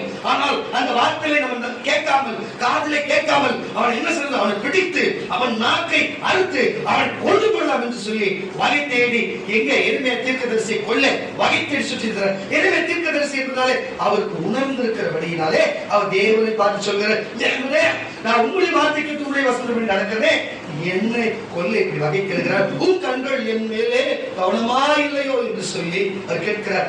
என் கண்கள் உன் கவனமா இருக்கிறேன்னு சொல்லி என்ன அவருக்கு விரோதமாக எழுபது சத்துருக்கள் என்ன செய்திருப்பார் என்று உங்களுக்கு விட்டு விடுகிறேன். அல்லேலூயா. அது போலத்தான் கிறிஸ்தவனாகி நீ ஜெபித்த அற்புதம் நடந்துவிடும் என்று சொல்லி நீ ஒரு வார்த்தை சொன்னா நிறைவேற்றிடும் என்று சொல்லி அதுவும் தீர்க்கதரிசி புத்திரர்கள் தீர்க்கதரிசி ஞானஸ்நானம் எடுத்தவரும் தீர்க்கதரிசி புத்திரராக இருக்கிறபடினாலே நீங்கள் பேசுகிற வார்த்தையெல்லாம் அப்படி படித்தது தீர்க்கதரிசனம் இருக்கிறபடினாலே உங்களை கண்டு யார் விரோதமாக எழுதினாலும் சரி, எரேமியாவுக்கு விரோதமாக எழுதும்போது என்ன நடந்ததோ உனக்கும் குடும்பத்துக்கு இந்த சபைக்கும் அடியனுக்கும் சபைக்கும் விரோதமாக எழுதுவதற்கும் அதே நிலைமை தான். நீங்கள் பயப்படாதீர்கள் கர்த்தருடைய பிள்ளைகளே, நீங்கள் விக்கிரத்தை பார்த்தும் அது சார்ந்த பிள்ளைகளை பார்த்தும் நீங்கள் பயப்படாது, உலகத்தை பார்த்து பயப்படாதீர்கள். நீங்கள் தீர்க்கதரிசிகள் ஆனாலும் பயப்படாதீர்கள், எல்லாமே நீங்கள் தெரிஞ்சுக்கலாம், பயப்படாதீர்கள். கர்த்தருடைய கண்கள் உங்களை கவனித்துக் கொண்டிருக்கிறது. நீங்கள் அவர் வசனத்தில் கவனமாக இருக்கிறார். வாசி அதற்கு அவர்கள் எரேமியாவுக்கு விரோதமாக ஆலோசனை செய்வோம் வாருங்கள் என்று ஆசாரியனிடத்திலே வேதமும் ஞானிகளிடத்திலே ஆலோசனையும். நல்லா கேட்டுங்க பாருங்க, மறுபடியும் வாசி. அதற்கு அவர்கள் எரேமியா தீர்க்கதரிசிக்கு விரோதமாக ஆலோசனை செய்வோம் வாருங்கள், கும்பலாய் கூடி ஆலோசனை செய்வோம் வாருங்கள், ஆசாரியனிடத்திலும் வேதமும் ஞானிகளிடத்திலே ஆலோசனையும் தீர்க்கதரிசிகளிடத்திலே. நல்லா கேட்டுங்க, தீர்க்கதரிசிகளிடத்திலே என்ன இருக்கும் பாரு, வாசி. வசனமும் காரணங்களை பாருங்க, மறுபடியும் வாசிக்காத. ஆசாரியர்கிட்ட என்ன இருக்கும் பாருங்க, வாசி. ஆசாரியனிடத்திலே வேதமும் ஞானிகளிடத்திலே ஆலோசனையும் தீர்க்கதரிசிகளிடத்திலே என்ன இருக்கும், வசனமும். இதுதான். நான் வந்து விக்கி நான் எது சொன்னாலும் சரி, நான் எப்படி சொல்றேன் வந்து அப்பீல் பண்ணுவோம். சில ரொம்ப ரொம்ப டென்ஷன் ஆயிட்டா பரவாயில்ல, நடக்கணுமா நடக்கணும் தான். டேய் ஏன்டா இப்படி நீ விளையாட்டு கூட பேசுறாங்க. ஏன்னா வார்த்தையை அதை அவன் நம்புகிறான். என்னன்னு சொன்னா அவன் கூடவே இருக்கிறனால அவன் எல்லாமே தெரியும். அவன் நம்புகிறான், அவன் கவனிக்கிறான், கவனமா இருக்கிறான். நீங்க இந்த வசனத்தையே கவனிக்கிறது இல்லை. என் அப்படியே இங்கிருந்து வருகிறேன் பசுத்தாவில் பேசுகிற வசனத்தை கவனிக்கிறேன். தீர்க்கதரிசியினிடத்திலே வசனமும் ஒளிந்து போவதில்லை. இவன் வார்த்தைகளை நாம் கவனியாமல் எல்லாம் கேட்டுங்க சொல்லணும். இவன் வந்து சொன்னா பழிச்சிடும். அதனால இவனை கொல்லணும். என்ன பண்ணணும், அவன் பேசுறத காதுல கேட்காதீங்க. அவன் பேசுற காதுல கேட்டுச்சுன்னா அப்படி உள்ள போய் உங்களுக்கு பழிச்சிடும். நீ எதாவது ஆயிடும். காதுல கேளாமலும் கவனியாமலும் இவனை நாவினாலே வெட்டி போடுவோம் என்று சொல்லி என்றார்கள். கர்த்தாவே கவனித்து அவர் சொல்லுகிற வெட்டி போடும் வாருங்கள் என்று சொல்லும் பொழுது அங்க எரேமியா தீர்க்கதரிசி சொல்லு, கர்த்தாவே நீங்க எங்களை கவனித்து என்னோடு வழக்காடுகிறவர்களே, என்ன வந்து இப்படி வழக்காடுகிறவர்களை சத்தத்தை கேளும், நீங்க சத்தத்தை கேளும். நன்மைக்கு தீமையை சரி கட்டலாமோ, என் ஆத்துமாவுக்கு படுகொலியை வெட்டுகிறார்கள், படுகொலிகளை வெட்டுகிறார்கள். உங்களுடைய உக்கிரத்தை அவர்களை விட்டு திருப்பும்படி நான் அவர்களுடைய நன்மைக்காக நன்மையை பேச உமக்கு முன்பாக. நல்லா கேட்டுங்க, அவங்களுக்கு நல்லதுக்கு தானே நான் நன்மை பேச வந்தேன். நின்றதை நினைத்தருளும். ஆகையால் அவர்களுடைய பிள்ளைகளை பஞ்சத்துக்கு ஒப்புக்கொடுத்து அவர்கள் பட்டயத்துக்கு இரையாக்கிவிடும். அவர்கள் மனைவிகள் பிள்ளையற்றவர்களாகவும். இப்ப என்ன சாபத்தை வாசிக்கிறானோ, உண்மையும் குடும்பத்தையும் நீ எது செய்யக்கூடாது. நீ செஞ்சுட்டா எனக்கு தெரியாது. நீ ஒருவன் ஒரு கருத்தை மறு கருத்தை கொண்டு போல நீ போனீன்னா இந்த வார்த்தையில அவன் சத்துருக்கு நிறைவேறும். நீ இந்த வார்த்தை ஒரு கருத்தை மறு கருத்தை கூடி என்று இயேசு சொன்ன வார்த்தையின் பேரு நீ கவனமா இருந்தா இந்த தீர்க்கதரிசி சொன்ன வார்த்தை நிறைவேற்ற தேவனாகி கர்த்தர் கவனமா இருக்கும். வாசி வசனத்தை அவர்கள் மனைவிகள் பிள்ளை அற்றவர்களாகவும் விதவைகளுமாகி அவர்கள் புருஷர்கள் புருஷர்கள் கொலை செய்யப்படும் மட்டும் அவர்கள் வாலிபர்கள் யுத்தத்திலே பட்டயத்திலே மடிய கடவர்கள் நீர் சடிதியிலே அவர்கள் மேல் ராணுவத்தை வரப்படுவேங்காயில் கூக்குரல்கள் அவர்கள் வீடுகளில் இருந்து கேட்கப்பட கடவது. இன்னும் மாஸ்டர் போதும். என்ன சொன்னா இப்படிப்பட்ட சாபங்கள் வந்து இருக்கும். ஏன் சொன்னா அங்கே எரேமியா தேவனுடைய வார்த்தையின் மேலே கவனமாயிருந்தார். எரேமியா நம்முடைய தேவனாகிய கர்த்தர் மேல் கவனமாயிருந்தார். நீங்கள் இயேசுவின் மேல் கவனமாயிருங்க. இயேசு சொன்ன மத்தேயு, மார்க்கு, யோவான், லூக்காவில் சொல்லப்பட்ட வசனத்திலே கவனமாயிருங்க. சபை மேல கவனமாயிருங்க. சபையில் சொல்லுகிற சுவிசேஷத்திலே கவனமாயிருங்க. சொல்லுகிற பிரசங்கத்திலே கவனமாயிருங்க. சொல்லுகிற தீர்க்கதரிசனத்திலே கவனமாயிருங்க. உங்க கொடுக்கப்பட்ட வேலையில கவனமாயிருங்க. கொடுக்கப்பட்ட ஊழியத்திலே கவனமாயிருங்க. கொடுக்கப்பட்ட குடும்பத்திலே கவனமாயிருங்க. உங்களுக்கு கொடுத்த ஒரு சரீரம் கொடுத்துருந்தா உங்களுக்கு ஏன் சரீரம் கொடுத்தது உங்களுக்கு தெரியணும். ஒரு அழகிய சொல்லுங்களேன். என்னப்பா கிறிஸ்தவர்கள் நீங்க கிறிஸ்தவங்க உங்களுக்கு தெரியாதா? அவர் ஆராதிக்கதான் மற்றவங்க தெரியாது. உங்களுக்கு தெரியல. ஒரு கொடுத்திருக்கிறார்னா அது நல்லபடியா கொடுத்ததை திருப்பி கொடுக்கிறவரையும். இப்ப நான் ஒரு விதத்துல ஒரு வாகனத்தை கொடுக்குறேன். அந்த வாகனத்தை கவனக்குறைவா ஓட்டி கொண்டு போய் விபத்து பண்ணிவிட்டு அந்த வீடெல்லாம் உடைச்சு வண்டி உடைச்சு கொடுத்தா கொடுத்தவன் வந்து என்ன சொல்லுவான்? நியாயமா எனக்கு தெரியாது, நீ ஒரு ரொம்ப கெட்டவனா புது வண்டி வாங்கி கொடுங்கம்மா. கொஞ்சம் நல்லவனா சொல்லுவா, எனக்கு தெரியாது, என் வண்டி இருக்கிற ரெடி பண்ணி அது போதும், எனக்கு ரெடி சொல்லுவான்னு சொல்ல மாட்டேன். அது போலத்தான் அவர் கொடுத்த சரீரத்தை குடியினாலும் போதையினாலும் போதை வஸ்துக்கிறதுனாலும் பண்ணக்கூடாத காரியத்தினாலும் தேவையில்லாத சரீரத்தில் இருக்கிற பச்சை குத்துக்கிறதுனாலும் தேவையில்லாத இடத்துல தேவையில்லாத காரியத்தை குத்துக்கிறதுனாலும் அந்த சரீரத்தை பாழ்படுத்தி தீர்த்துப்படுத்தி அதுல பாருங்க சரீரத்தை பல நோய்களை உண்டாக்கி சாப்பிடக்கூடாத பொருள் சாப்பிட்டு நோய்களை உண்டாக்கி செய்யக்கூடாத காரியத்தை செய்து உடலை கெடுத்து கொண்டு அது பாதியிலே மறித்து போனா அது நாட்டம் முடிச்சு செத்து போனா இறுதியிலே என்ன தேவன் வந்து கேள்வி கேட்பாரா கேட்க மாட்டாரா? அது போல உன் சரீரத்தை ஆரோக்கியமா பாதுகாப்பது உனக்கு என்ன வேணும்? கவனம் வேணும். உன் சரீரம் உனக்கு கொடுக்கிறது உன் சரீரம் தான். கொடுத்தது யாரு? அவர் கேட்பாரு. ஒரு நாள் மனுக்கே திரும்பும், ஆவி அவர்கிட்ட திரும்பும். அப்ப கண்டிப்பா கேட்பாரு, நீ என்ன பண்ணன்னு சொல்லி. அதனால உன் சரீரத்துல பாதுகாக்கிறது பாருங்க. கரெக்டான நேரத்துல சாப்பிடுங்க, கரெக்டான நேரத்துல தூங்குங்க, கரெக்டான நேரத்துல வேலைக்கு போங்க. உன் சரீரத்துல பலவீனமா வந்து தீர்க்கதரிசனம் ஜெபித்துக் கொள்ளுங்க. சரி அப்போஸ்தலர் ஜெபித்துக் கொள்ளுங்க. பலவீனமா எண்ணெய் பூசி சபையில இருக்கிறத ஜெபித்துக் கொள்ளுங்க. இல்லையா நீங்க ஜெபித்துக் கொள்ளுங்க. இல்லையா ஹாஸ்பிட்டல் போங்க. இது தேவன் காப்பாரு காப்பாரு காப்பாருன்னு நினைச்சுங்க. பல பேர் போய் சேர்ந்தவங்க உண்டு. அல்லேலூயா. கரெக்டா கவனமாய் முன்னாடி வந்து தேவனுடைய சபையில வந்து கேட்டு ஜெபித்துக் கொண்டு போங்க. இல்லையா ஹாஸ்பிட்டலுக்கு போங்க, முடியலையா தேவனுடைய வாங்க. ஆக மொத்தத்தில் சரீரத்தை கவனமாய் பாதுகாத்துக் கொள்ளுகிறது பொறுப்பு யார்கிட்ட இருக்குது? பெத்த பிள்ளைங்க சபையில சொல்ல தீர்க்க தரிசனங்களும் பிள்ளைகளுக்கு ஒழுக்கமா நடக்க பெத்த தாய் தகப்பன் பிள்ளைகள் சீர்கெட்டு போச்சுன்னா தேவன் உங்களை ஒரு நாள் கணக்கு கேட்பாரு. தேவன் ஒரு நாள் கணக்கு கேட்பாரு. ஆனால் பிள்ளைகள் வளர்க்கும் பொழுதும் கவனத்தோடு இருக்க வேண்டும். பிள்ளைகள் வளர்க்கும் போது கவனத்தோடு இருக்கணும். உன் சரீரத்தை பாதுகாக்கிறதுல கவனத்தோடு இருக்கணும். புரியுதா? போகும்போது வரும்போதும் அவர் கொடுத்த ஊழியத்துல நீங்க எல்லாத்திலும் கவனத்தோடு இருக்க வேண்டும். யார் சரீரம் தானே நான் தற்கொலை பிடிச்சி சொல்றதே நரகத்துக்கு போயிடுவேன். புரியுதா? ஏன் சரீரம் தானே சாப்பிடாம இருப்பேன், செத்துடுவேன். புரிஞ்சுங்க, கரங்க தச்சு கணங்க சொல்லுங்க. அதனால மூணு சரீரம் தேவன் கொடுத்துருக்கா. அதனால வேலைக்கு சாப்பிட்டு உடம்பு ஆரோக்கியமா பார்த்துக்கோ. அது கவனமா இது. அல்லேலூயா. ஆவியை பாதுகாக்கிறது வேத வசந்த வாசி, ஒழுங்கா ஜெபம் பண்ணு. உன் ஆவி ஆரோக்கியமா இருக்கும், பாதுகாக்கப்படும். சரீர பாதுகாப்பு உணவு மருந்து, ஆத்மா பாதுகாப்பு ஆவி பாதுகாப்பு இந்த வேத வசனம் நம்ம மண்ணாதான் உணவு. அல்லேலூயா. அப்ப பாதுகாக்கப்படும். புரிகிறதா? நல் ஒழுக்கங்களை தெரிந்து கொள்ள சபைக்கு வந்தா நல் ஒழுக்கங்களை பரிசுத்த ஆவியானவர் அந்த ஞானமான உங்களுக்கு போதிப்பார். அல்லேலூயா. அப்ப வாழ்க்கை சீர்பட்டு வாழ்க்கையில எல்லாமே உங்களுக்கு கவனமா இருக்க வேண்டும். இப்போ வந்திருக்கிற கர்த்தருடைய பிள்ளைகளை உங்களை பார்த்து சொல்லுகிறேன், ஒருவரோடு பேசும்போது கவனமாய் பேசுங்கப்பா. இனி வருகிற காலத்திலே ஒருவரோடு பேசும்போது கவனமாய் பேசுங்கள். ஒருவர் ஏதாவது சிந்திக்கும் பொழுது கவனமாய் சிந்திங்கள். ஒருவர் திட்டும் பொழுது கவனமாய் கவனித்து திட்டு பேசுங்கள். கோபமை கண்டிக்கும் பொழுது கவனமாய் எல்லாத்திலும் அரசத்திலே கவனம், குடும்பத்திலே கவனம், வாழ்க்கையில ஒரு கவனம், எல்லா பிள்ளைகள் மேல ஒரு கவனம், தாய் தகப்பன் மேல ஒரு கவனம், நம் சொந்த சரித்திரம் மேல் கவனம், தேவன் கொடுத்த ஊழியத்தின் மேல சபைக்கு வருகின்ற ஒரு கவனம். நடத்தையில கவனம், போக்கில கவனம், பேச்சுல கவனம், தன் வஸ்திர அணிகிறதுல கவனம். புரியுதா? கரங்கள் தட்டி வர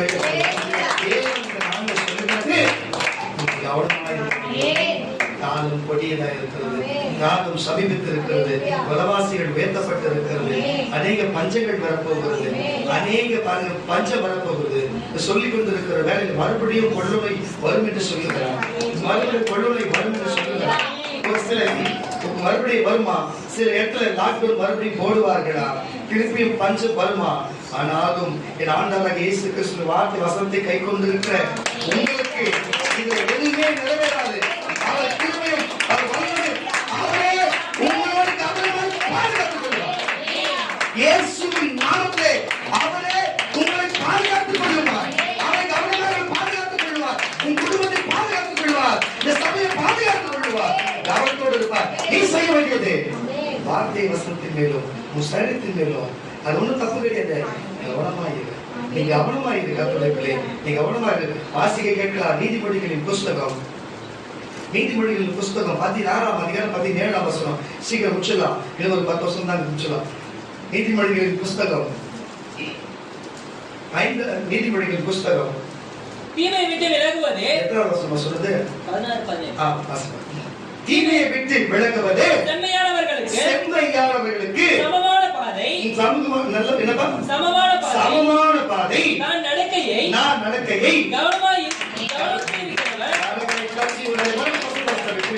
தீமையை விட்டு விலகுவது. நல்லா புரிஞ்சுங்க. ஒருத்தர் நமக்கு துஷ்டராகிறானா, நீ விட்டு விலகிக்கோ. இந்த இடம் ராசத்துக்கு நமக்கு தொல்லைக்குதான், விட்டு விலகிக்கோ. இந்த இடம் நமக்கு தொல்லைக்குது, அவங்க தொல்லைக்கு விட்டு விலகிக்கோ. ஆசி செம்மையான கர்த்தருக்கு கீழ்ப்படிந்து செம்மையானவர்களுக்கு சமமான பாதை. தன்னுடைய வாழ்க்கையில பேசுகிற, நடக்கிற, பார்க்கிற, சபைக்கு வருகிற ஒவ்வொரு காட்டில் இருக்கிற நடக்கை கவனித்திருக்கிறவன், அது கவனித்திருக்கிறவன் தன்னுடைய உள்ளுக்குள்ள இருக்கிற ஆவிக்குரிய வசனத்தின்படி நடக்கிறவன் தன் ஆத்துமாவை காக்கிறான். ஒழுக்கத்தில் நடக்கிறவன் தன் சரீரத்தை காத்துக் கொள்ளுகிறான். அல்லேலூயா. அதுக்கு வசனம் வாசி. அழிவுக்கு முன்னானது அகந்தை, அழிவுக்கு முன்னானது அகந்தை, விழுதலுக்கு முன்னானது வேட்டிமை. இதுதான் இங்க ஒரு சிலர் பாருங்க, அகந்தை உள்ள ஒரு சிலர் தெரிஞ்சு நீங்க மாத்திக்க தயவு செய்து. அது விழுவதற்கு நம்ம மறுபடியும் வாசி. அழிவுக்கு முன்னானது அழிவு, உனக்கு அழிவு வரப்போதுன்னா உனக்கு இருக்கிற அகந்தை, முன்னாடி அகந்தை, முன்னாடி வரது அகந்தை, அது வந்துக்குதா? விழுதலுக்கு முன்னானது நீ கிறிஸ்தவத்தை விட்டு நீ விட போகிறதுக்கு முன்னாடி இருந்து மேட்டிமை. அது மேட்டிமை. நான் தான், நான் சுத்தமா பாத்தி, நான் யாரையும் தொட மாட்டேன். நான் அப்படி இப்படி ஐயோ நான் வந்து வேற ஆளுங்கப்பா, நீங்க தள்ளி நில்லுங்க.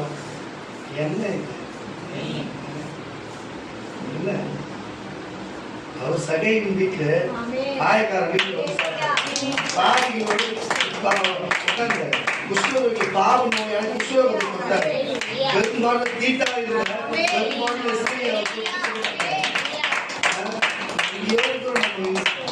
அகந்தை குத்தி வச்சுக்கிட்டு அந்த மேட்டு குத்தி வச்சுக்கிட்டு விழுந்து போவாதீங்கப்பா.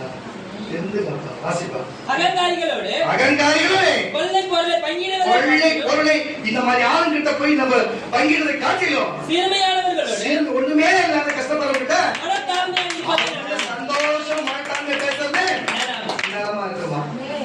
புரிஞ்சு மாத்திக்கோ. திட்டணும் மனசை கஷ்டப்பட்டு தேவத்தோட நோக்கம் இல்ல. நான் இப்படி இருக்கிற மாதிரி நல்லா இருக்கணும் தேவனுடைய நோக்கம். மேட்சி கவனமா இல்ல சகோதரா, கவனமா இல்ல சகோதரி, கவனமா இல்ல. வாசிகள் கேட்கிற நீதிமொழிகள் புஸ்தகம் 21ஆம் அதிகாரம் 12ஆம் வசனம். நீதிமொழிகள் 21:12. சீக்கிரம் டக்குனு முடிச்சுக்கலாம். நீதிமொழிகள் 21:12. நீதிபரர் துன்மார்க்கருடைய வீட்டை, நல்லா கேளுங்க, நீதிபரர் துன்மார்க்கருடைய வீட்டை கவனித்து பார்க்கிறார். நல்லா பாருங்க, தேவனை கவனித்து பார்க்கிறார். பாருங்க, துன்மார்க்கமா வாழ்கிற வாழ்க்கை பாருங்க. பாருங்க, நம்ம எல்லாம் அவர் இயேசு கிறிஸ்து வசனத்தின்படி சொல்லுகிறபடி நடந்தால் நம்ம நீதிமான், பரிசுத்தவான். ஆனா அதுபடி நடவாம, அதுபடி இயேசு ஏற்றுக்கொள்ளாம நடவாம போனா அவர்கள் துன்மார்க்கர் வீட்டை தேவன் கவனித்து பார்க்கிறார். என்ன செய்ய பார்க்கிறாரு? எல்லாம் ஐஸ்வர்யமும் ஆசீர்வாதம் கொடுக்க பார்க்கிறாரா? வசனம் தொடர்ந்து வாசி. துன்மார்க்கரை தீங்கில் கவிழ்த்து போடுவார். உங்களை கவனித்து பார்க்கிறாருன்னா உங்களுக்கு நன்மை செய்ய, அவங்களை கவனித்தா பார்க்கிறாரு. எதுக்கு எதில் தள்ள தீங்கில் தள்ள கவனித்து பார்க்கிறார். கருங்கள் தச்சுரல்ல சொல்லுவாங்க. புரிஞ்சுக்கோ. எதுக்கு சொன்னா உன்னை கவனித்து பார்க்கணும். மத்தேயு மார்க்கு யோவான் லூக்கால அது சொல்லப்பட்ட எப்படி அவர் சரீரம் உனக்கு கொடுக்கப்பட்ட சரீரம் உன் ஆவி ஆத்துமா உன் குடும்பம் நீ பெற்ற பிள்ளைங்க எல்லாத்தையும் மேலே நீ கவனமா இரு.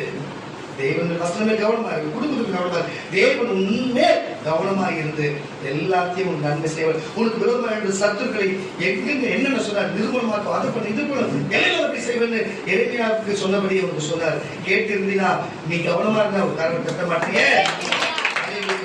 அது போல நீ நீதிமான என்ன நடக்கும், நீ அநீதிமான என்ன நடக்கும் என்று வேதம் சொல்லுகிறது.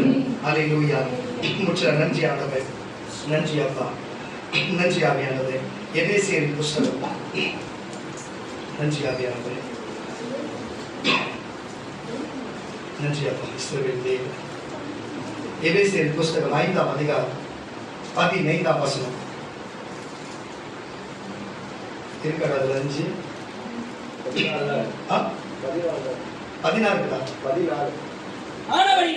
ஆனபடியினாலே நீங்கள் ஞானமற்றவர்களைப் போல நடவாமல், அது எபிரேயர்ல பேசுறடா, எபேசியர் 5:15 அதுதான் வாசிங்க.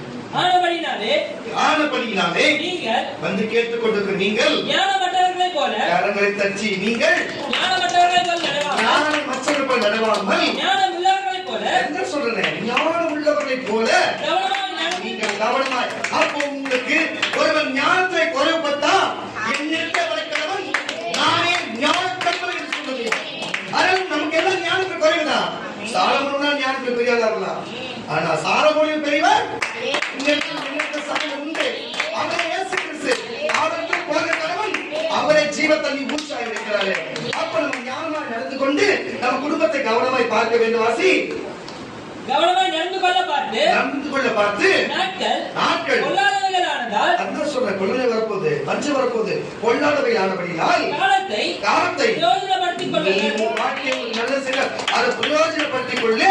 ஆகையால் நீங்கள் மதியற்றவர்களாய் இராமல், நீங்கள் அறிவில்லாத மதியற்றவர்களாய் இராமல் கர்த்தருடைய சித்தம் என்னடா என்னை வச்சு சித்தம் வைத்திருக்க உணர்ந்து கொண்டு துன்மார்க்கருக்கு ஏதுவான மதுபான வெறி கொள்ளாமல் ஆவியினாலே தினந்தோறும் ஜெபித்து நிறைந்து சங்கீதங்களினாலும் சங்கீதத்தின் பாடல்களினாலும் கீர்த்தனைகளினாலும் ஞான பாட்டுகளினாலும் ஒருவருக்கொருவர் புத்தி சொல்லப்பட்டு ஒருவர் நம்ம இப்படி நடக்கணும், அப்படி பேசக்கூடாது, பாஸ்டர் கிட்ட இப்படி பேசணும், ஊழியத்துக்கு இப்படி வரணும், இந்த டைமுக்கு வரணும், நீங்க ஏன் வரல, உடம்பு சரியா, நாலு இருந்து ஒழுங்கா வந்துருங்க, நம்ம ஊழியக்காரர் கேட்டது ஊழியக்காரர் நம்ம கேட்டாங்க என்று புத்தி சொல்ல கடவோ உங்களுடைய இருதயத்திலே கர்த்தரை பாடி கீர்த்தனம் பண்ணி கர்த்தராகிய இயேசு கிறிஸ்துவை நாமத்தினாலே எப்பொழுதும் எல்லாவற்றுக்காகவும் பிதாவாகிய தேவனை ஸ்தோத்தரித்து ஒருவருக்கொரு கீழ்ப்படிந்து காரங்களை தச்சு அப்ப புரிகிறதா? கவனமா இருந்து ஒருவருக்கு புத்தி சொல்லி அவங்களும் வழி தப்பி போகிறவர்களை வழி மாறி போகிறவர்கள் குருடனுக்கு வழிகாட்ட முடியுமா? காட்ட முடியாது. இயேசு சொன்னார். அப்போ ஒருவன் ஞானவானா இருந்தார், அவன் ஞானமற்ற அவங்களுக்கு சொல்லி அவங்களையும் ஞானவானா மாற்றணும். புரியுதா இல்லையா? அல்லேலூயா. ஒருவன் பரலோகத்துக்கு போகிற வாசலை கண்டுபிடிச்சான். அவன் சொன்னா அந்த வாசல் இங்க வழினா நம்ம போக முடியுமா? முடியாது. அதுதான் இயேசு கிறிஸ்து.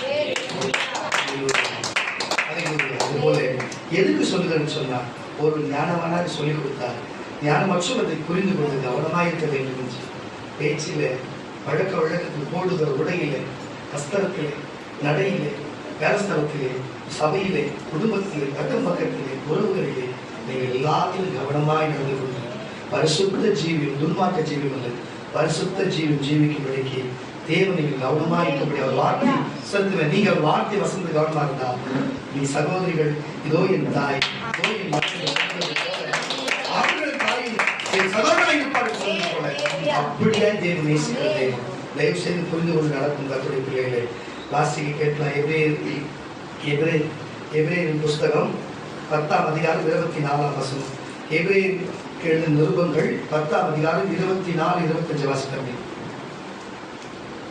மேலும் அன்புக்கும் நற்கிரியைகளுக்கும் அத முடிச்சு அவங்களை பார்த்தா இதெல்லாம் உங்களுக்கு கொடுக்கிற வசனம்.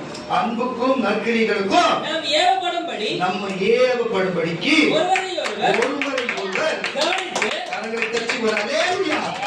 நம்ம கவனிக்கணும். கவனித்து சபை கூடுதலை சிலர் விட்டு விட்டாங்க பாருங்க. நான் எனக்கு கேட்குமா திருப்பி கொடுத்துருவாங்க.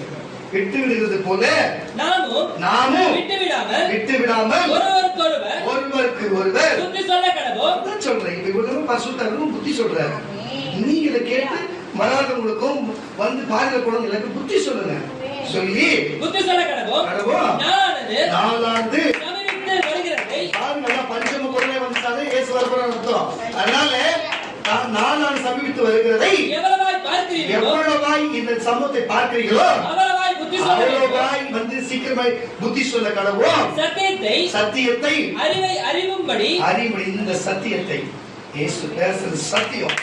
சத்தியத்தை இந்த வேத வசனத்தை இந்த விதையை நீங்கள் அறியும்படி அறிந்த பின்பு மனப்பூர்வமாய் செய்கிறவராயிருந்தால் பாவங்களின் நிமித்தம் செலுத்தத்தக்கதாக வேறொரு பலி இனி இல்லாமல் இல்லையே. இயேசு கிறிஸ்து மட்டும்தானே நமக்கு பலி. என்ன வசனம்? 26 போதும். கரங்களை தட்டி விடாதே. வேற வழி இல்லையே. புண்ணியத்துக்கு பலி கொடுக்க முடியாது. அப்படி கொடுத்தா கூட நரகனான்னு போடணும். நல்ல கொடுத்த ஒண்ணு வச்சு கவனமா பார்த்துக்கணும். புரியுதா? நம்மளே நமக்கு பலி கொடுத்துருந்தா கூட நம்ம பாவம் நிவர்த்தி ஆகாது. இயேசு இந்த வழி தெரிஞ்சவர் நம்ம பலியானதுனால அவரை கவனமாய் பிடித்துக் கொண்டு அவர் நம்ம பலி கொடுத்த வைத்த அந்த ரத்தத்தை வைத்து கவனமாய் நம்ம வைத்துக் கொண்டு அவர் கொடுத்த வழியிலே போகும்படி கவனமா இருக்க வேண்டும் என்று தெய்வம் விரும்புகிறார். மறுபடியும் தப்புக்கு போகணும்னு சொன்னார். வேற வழியே இல்லை, வேற வழியும் இல்லை. கவனமாயிருங்க கர்த்தருடைய பிள்ளைகளே, கவனமாயிருங்க. வாசிக்க கேட்கலாம். 2 பேருக்கு தான் லாஸ்ட் வருஷம் 2 பேருக்கு புஸ்தகம் உங்களுக்கு ஆசீர்வாதமான வார்த்தைகளை பேசுகிறார். 2 பேருக்கு புஸ்தகம் 1ஆம் அதிகாரம் 19 21 வரை வாசித்தவை. 2 பேருக்கு புஸ்தகம் 1ஆம் அதிகாரம் 19 இருந்து 21 வரை வாசிச்சு. அதிக உறுதியான கரங்களை தட்டி ஒரு அல்லேலூயா. அதிக உறுதியான தீர்க்க தரிசனமும் கரங்களை தட்டி தீர்க்க தரிசனங்களும் நமக்கு இந்த சபையில உண்டு. பொழுது விழுந்து விடிவெள்ளி உங்கள் இருதயங்களை உதிக்கும் அளவு இருளுள்ள ஸ்தலத்தில் பிரகாசிக்கிற விளக்கை போல வசனத்தை இந்த ஆண்டவராகிய இயேசு கிறிஸ்து இந்த வசனத்தை கவனித்திருப்பது நீங்கள் இப்ப அமர்ந்து கவனித்திருப்பது நலமாயிருக்கும். உங்க வாழ்க்கைக்கும் உன் சரித்துக்கும் உன் ஆவி ஆத்மாக்கு நலமாய் கவனித்திருப்பது நலமாய் இருக்கும். இந்த வேதத்தில் உள்ள எந்த தீர்க்க தரிசனமும் எந்த பாருங்க, நான் ஏதோ சும்மா சொல்லிட்டு போல. இந்த வேதத்தில் உள்ள எந்த தீர்க்க தரிசனம் பேசுறது கிடையாது. வேதத்தில் உள்ள எந்த தீர்க்க தரிசனமும் சுயமாய் தானாய் சொல்லல என்று நீங்கள் முந்தி அறிய வேண்டியது தீர்க்க தரிசனமானது ஒரு காலத்திலும் மனுஷனுடைய தேவனுடைய பரிசுத்தவானுடைய பரிசுத்த ஆவியினாலே ஏவப்பட்டு பேசுகிறார்.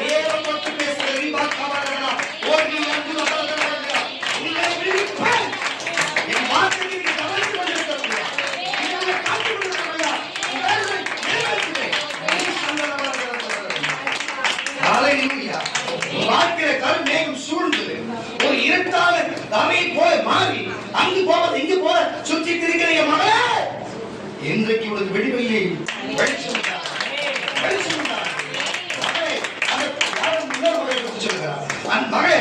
அந்த கனவு நீ வருவதில்லை. அந்த ஆவி உன் குடும்பத்தில் வந்து தொலைப்படுவதில்லை. தோல்வி எது செய்தால் தோல்வி, எது எடுத்தால் தோல்வி, எது செய்தால் தோல்வி, எது பேசால் தோல்வி என்று தோல்வி நிலையில் இருக்கிற உன்னை இயேசு சொல்லுகிறார். நீ கர்த்தர் ஒரு பேச்சு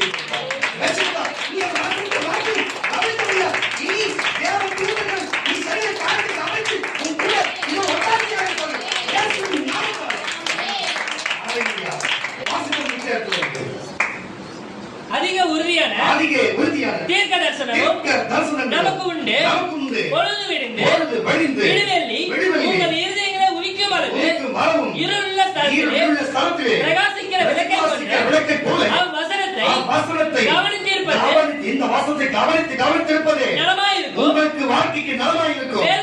வேதத்தில் உள்ள எந்த தீர்க்கதரிசனமும் சுய தோற்றமான பொருளுடையதாய் இருக்கிறது என்று நீங்கள் முந்தி அறிய வேண்டியது தெரிஞ்சு கொள்ள வேணும். தீர்க்கதரிசனமானது ஒரு காலத்திலும் மனுஷனுடைய சித்தத்தினாலே தானாய் சொல்லுகிறதல்ல, உண்டாகவில்லை. இல்லாமல தேவனுடைய பரிசுத்த பரிசுத்தவான்களுக்கு பரிசுத்த ஆவியானவரே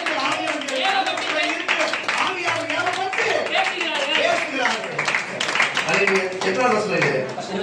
அல்லேலூயா. அதனால இவ்வளவு நேரமா தீர்க்கதரிசி தீர்க்கதரிசன வார்த்தையினாலே பரிசுத்த ஆவி ஏன் பெற்று இருக்கிறபடியான பேசியிருக்கிறபடினாலே உன் வாழ்க்கை ஒரு சரீரத்தை கவனமா பார்த்துக்கோ. வானத்துல போகும்போது கவனமா இரு. உன் தாய் தப்பட கவனமா பார்த்துக்கோ. பாருங்க, உன் பிள்ளைகளை கவனமா பார்த்துக்கோ. உன் ஆவி ஆத்மாவை ஒழுங்கா வேத வசனம் வாசித்து ஒழுக்கமா நடந்து பரிசுத்த ஆவி ஆத்மாவை கவனமா பார்த்துக்கோ. சபையில் கொடுக்கப்பட்ட ஊழியத்தையும் உங்களுக்கு கொடுக்கப்பட்ட இடத்தையும் உன்னை எந்த இடத்துல வச்சாங்க அந்த இடத்துல இருந்து கவனமா பார்த்துக்கோ. இடத்தை விட்டு இறங்கி போகாது. கவனமா இருக்கிறது இருக்குது. உன் வாழ்க்கை எல்லாத்தையும் கவனமா பார்த்துக்கோ. நீ இப்படி கவனமா பார்த்தா இயேசு உன் குடும்பத்தை உன்னை கவனமா பார்த்தா கவனமா பார்த்தாங்க. எழுதினவர்கள் எப்படி அவர்கள் விலகி போனார்களோ அதே போல உனக்கு விரோதமாக எழுந்து விலகி போவார்கள். எப்படி உனக்கு எத்தனை சத்துரு செத்தால் எத்தனை சத்துரு போனாலும் ஏன் உனக்கு மட்டும் சத்துரு ஜெபித்தால் போக வேண்டும் சொன்னார். நீ கவனமாய் அவர் வசனத்தை வார்த்தை சபைக்கு வருகிறாய் என்று பார்க்க அதை எதிர்த்து ஜெயிக்க தேவன் எப்படி இஸ்ரவேலர்களுக்கு அப்படிப்பட்ட சத்துருக்களை அவர் நேரிட்டு ஓடாமல் வைத்தாரோ அதுபோல உனக்கு வைத்திருக்கிறார். இன்னும் விடுதலை போட சொன்னார். சத்துருக்களை வீழ்த்தி விடுதலையாக்கி நான் கவனமா இருக்கிறேன். எல்லாத்தையும் கவனமா செய்வேன். நான் இனிமே எல்லாத்தையும் கவனமா நடப்பேன். சபையில சொல்ல தீர்க்கதரிசி வார்த்தையிலோ மத்திய மார்க்கு யோவான் லூக்கால சொல்லப்பட்ட வார்த்தை கவனமா எடுத்து என் சரீரத்தை குடும்பத்தை எல்லாத்தையும் கவனமா பார்த்து இனிமே நான் ஒழுங்கா ஜெபம் பண்ணி கரெக்டா இருப்பேன். கவனமா இருக்குன்னு சொன்னா 3 அல்லேலூயா சொல்லுவோம். சொன்னவர்கள் மட்டும் எழுந்து நிற்கும், சொல்லாதவர்கள் கடந்து போகலாம். சொன்னவர்கள் மட்டும்